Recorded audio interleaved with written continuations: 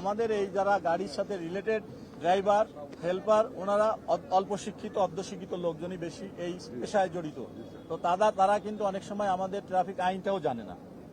ঘরমুখী মানুষের অনেক সমস্যা হয়, বিশেষ করে সড়কে ঘন্টার পর ঘন্টা বসে থাকতে হয়। আবার অনেকে দেখা যায় ঈদের আগের দিন রওনা দেয়, বাড়িতে পৌঁছে সঠিকভাবে সেই ঈদটাও করতে পারে না।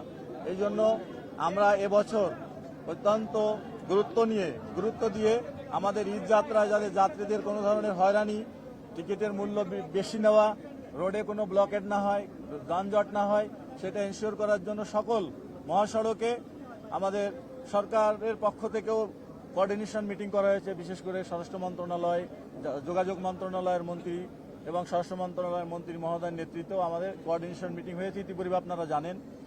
তো তাদের নির্দেশনা এবং আমাদের ফিল্ডে যারা কাজ করছে তাদের প্রায়োগিক জ্ঞান, এই দুইটা কাজে লাগিয়ে আমাদের নিজস্ব প্রযুক্তির মাধ্যমে কিভাবে আমাদের এই সড়ক ব্যবস্থাপনা, ট্রাফিক ব্যবস্থাপনাকে উন্নত করা যায়, সেই জন্য আমরা গুরুত্ব সহকারে কাজ করছি। দেখেন, আমার সঙ্গে আমার ট্রাফিক বিভাগ থেকে শুরু করে অন্য বিভাগের লোকজনও হাজির।